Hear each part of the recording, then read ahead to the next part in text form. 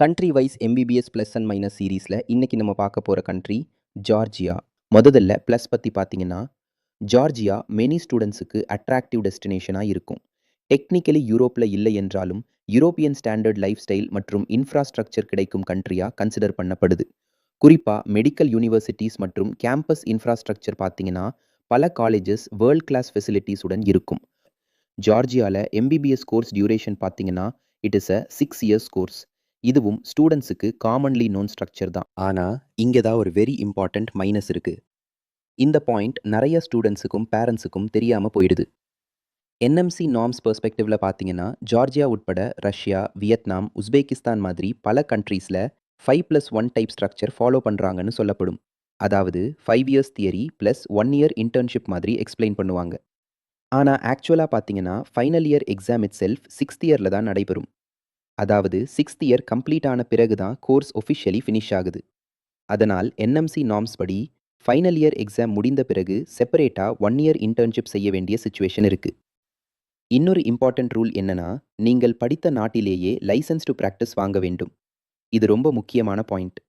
ஏனென்றால் NMC rules படி நீங்கள் ஸ்டடி பண்ணிய கண்ட்ரியில் டாக்டராக ப்ராக்டிஸ் செய்ய இருக்கணும். ஜார்ஜியாவில் எம்பிபிஎஸ் கம்ப்ளீட் பண்ணிய உடனே டைரக்ட் இண்டிபெண்ட் டாக்டர் லைசன்ஸ் கிடைக்காது.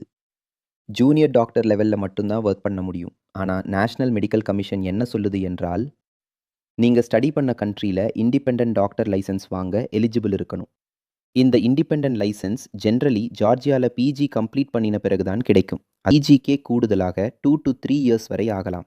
அப்படின்னா ஓவராலாக பார்த்தா எம்பிபிஎஸ் ப்ளஸ் பிஜி கம்ப்ளீட் பண்ண சுமார் 9 இயர்ஸ் வரை ஜார்ஜியாவில் இருக்க வேண்டிய சுச்சுவேஷன் வரலாம். அதற்கு பிறகுதான் இண்டிபெண்ட் லைசன்ஸ் கிடைக்கும். இப்போ ப்ராப்ளம் என்னன்னா, என்எம்சி ரூல்ஸ் படி ஃபாரின் மெடிக்கல் எஜுகேஷன் கம்ப்ளீட் பண்ணி 10 இயர்ஸ் டைம்லைனுக்குள் ஆல் ரெக்குயர்மெண்ட்ஸ் முடிக்கணும். இதில் நீங்கள் எஃப்எம்ஜிஇ ஆர் நெக்ஸ்ட் கிளியர் பண்ணணும். அதுக்கு பிறகு இந்தியாவில் இன்டர்ன்ஷிப் ப்ராசஸ் கூட கம்ப்ளீட் பண்ணணும். அதனால் டைம்லைன் ரொம்ப டைட் ஆகிடும்.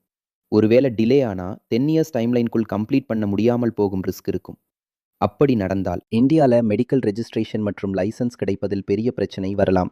அதனால்தான் ஜார்ஜியா எம்பிபிஎஸ் சூஸ் பண்ணுறதுக்கு முன்னாடி course structure, licensing pathway, PG requirement, NMC eligibility இந்த எல்லா விஷயங்களையும் ப்ராப்பராக வெரிஃபை பண்ணிட்டு தான் டெசிஷன் எடுக்கணும்.